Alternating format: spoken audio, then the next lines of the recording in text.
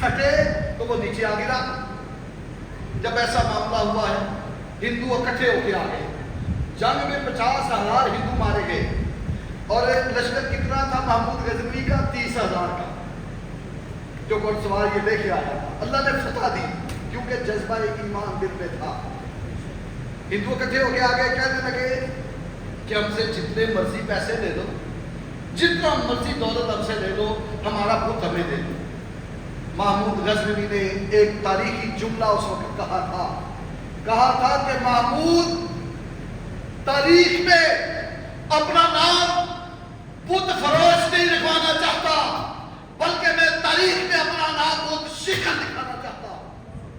لہذا میں بت بیچوں گا نہیں، بلکہ میں اس کو توڑوں گا، کیونکہ فتح مکہ کے موقع پر میرے حضور کی سنت ہے بتوں کو توڑنا۔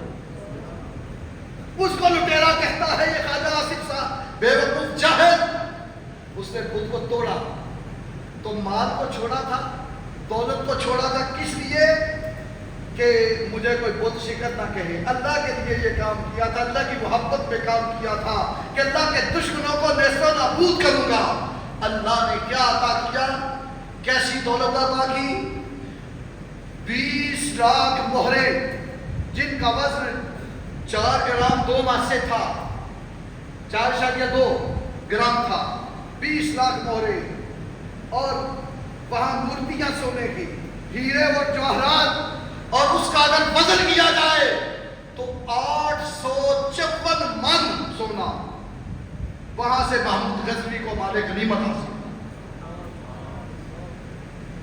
یہ ہے اللہ رب العزت کے حکم پر عمل کرنے کی جزائیں، جس سے اسلام کی افواج جو تھی ان کو قوت ملی، طاقت ملی، کیونکہ ان کے اندر ایمان کا جذبہ تھا۔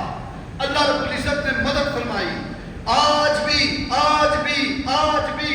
اگر ہم ان لوگوں کے نقش قدم پر چلے جنہوں نے حضور سے محبت کی اور ایمان کے جذبے کے ساتھ لڑے، تو اللہ رب العزت آج بھی مسلمانوں کو فتح عطا فرماتا ہے۔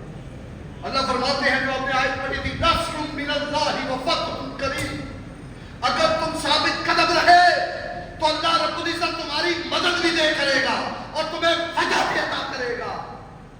ہم اپنے جنرل سید آصف منیر ان سے یہ بات کہتے ہیں اور بوانگے توہل کہتے ہیں کہ سید صاحب آپ حضرت علی کی اولاد ہیں، علی مولا کی اولاد ہے، اور علی وہ ہے کہ جن کے نام سے آج بھی خیبر کے در و دیوار کانپتے ہیں۔ کبھی دیوار ہلتی ہے، کبھی در کانپ جاتا ہے، علی کا نام سن کے اب بھی خیبر کانپ جاتا ہے۔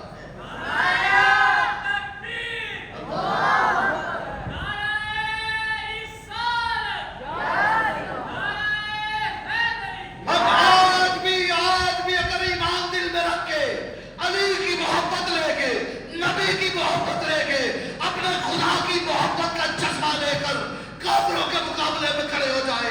وہ گولی چلاتے ہیں، وہ ان پر بم چلاؤ، وہ بم چلائیں تو ان پر میزائل چلاؤ، اگر میزائل چلاتے ہیں تو پھر ان پر ایٹم بم چلاؤ۔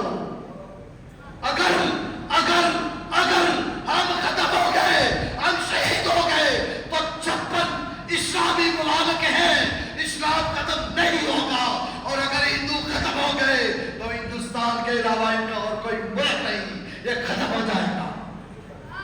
بہادر بنو، علی کے بیٹے ہو، حسین کے بیٹے ہو، میدان میں نکلو، جذبہ جہاد لے کر لڑو ان سے، پھر حال کیا ہوگا؟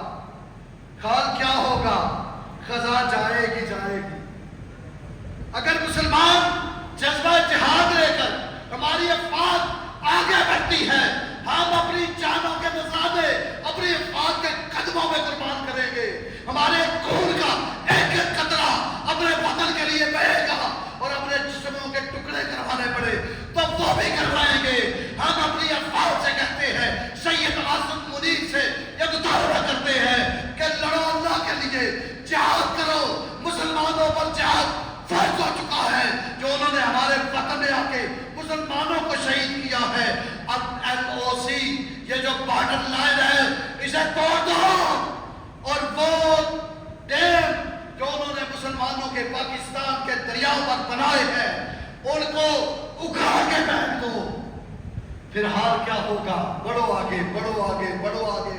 میرے ابو البیان فرمایا کرتے تھے حال یہ ہوگا پھر قضا جائے گی جائے گی، قضا جائے گی جائے گی، باہر آئے گی، گلیوں میں لگیں گے نعرہ تکبیر، پھر دلی کی